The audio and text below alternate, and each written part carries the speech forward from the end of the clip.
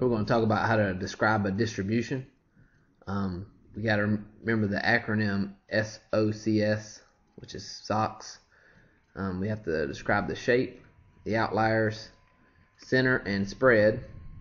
And we need to remember to do this in context.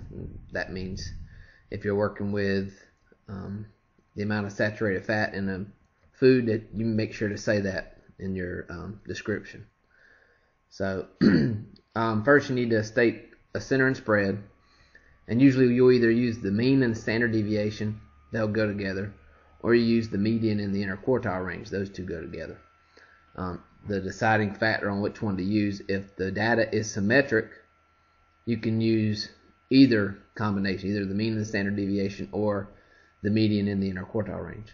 However, if you have skewed data, either left or right skewed, it's probably better to use, or it is better to use the median and interquartile range, because the median and interquartile range are resistant to outliers. That's probably hear that in class, and I also have another presentation that talks about that. So the shape, you need to describe the shape. Basically, you need to say words like left skewed or right skewed or symmetric.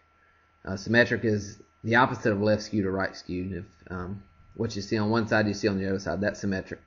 Doesn't have to be normal. It could be even bimodal or uniform. Both of those are symmetric. And just remember to be careful to use the word normal. So basically don't use the word normal when you're describing a distribution, because you really need to check other things.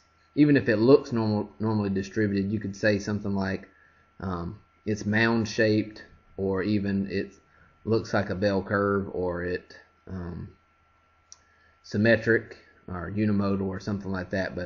But stay away from the word normal, because that's actually stronger. That's the 68, 95, 99.7. There's there's only one really normal curve, and we had to make sure it satisfies that before we can say it.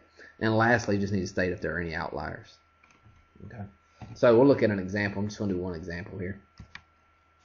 This is sample quiz score data from Math 3. And you can, if you want to put the data in your calculator and try this, you can. I already have it in my calculator. I'm going to bring that up. So first, if you go to Stat Edit, this is where I put my scores, and I put them in L1. Okay. So now once I have them in L1, if I go to second y equals, I'm going to go to my stat plot. I'm going to turn it on, and I'm going to look at a histogram first. The histogram, and my variable that I'm looking at is L1. You make sure that's my X list. Okay. So if I do zoom 9,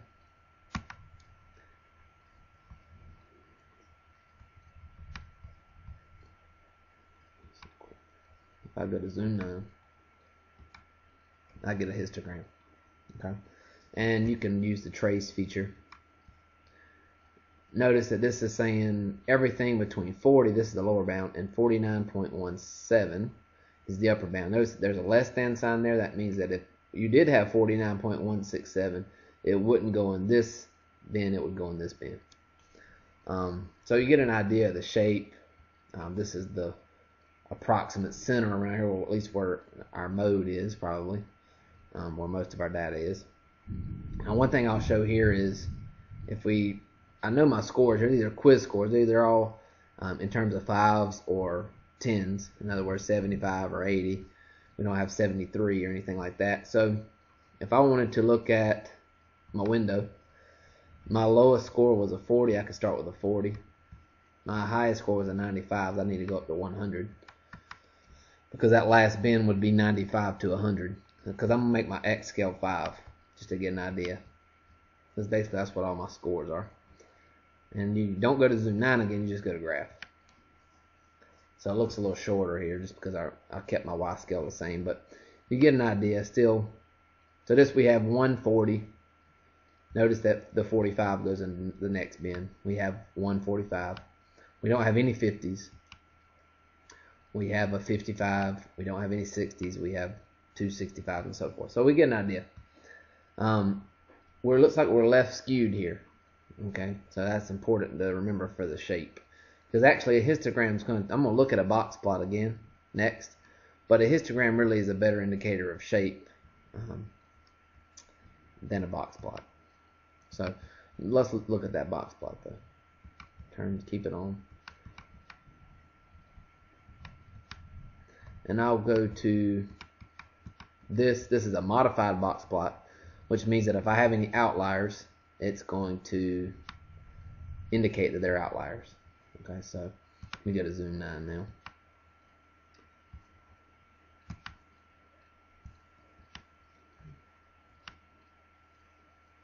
Okay.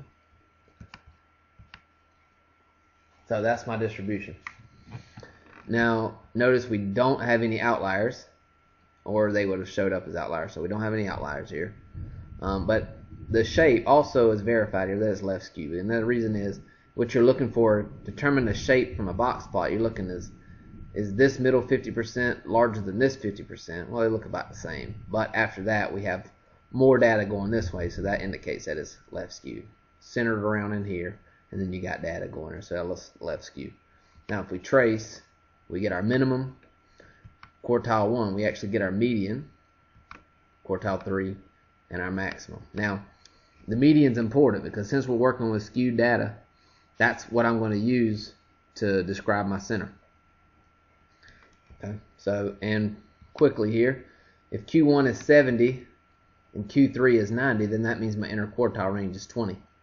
That's going to be what I'm going to use from the spread for my data. Okay, so the median's 80, and the interquartile range is 20. So what I'll do is just show you how you'll write one of these things. So describing a distribution. And you could say the quiz scores from the Math 3 quizzes were approximately left skewed. I'm starting out with shape, and doesn't matter which order you start on. I'm doing shape first. Notice in statistics we use a lot of words like approximately and somewhat, just so we don't say things that are too strong. And it would be fine here if you put left skewed, because it definitely was left skewed. But if there's any kind of debate, you want to use words like that, approximately or somewhat or slightly left skewed. The median quiz score was 80 with an interquartile range of 20. Make sure I spelled that right. Looks good. There were no outliers present. So, pretty simple couple of sentences there. I touched on the center, the spread, in the second sentence. Touched on the shape in the first sentence. In the last sentence says there are no outliers. Okay.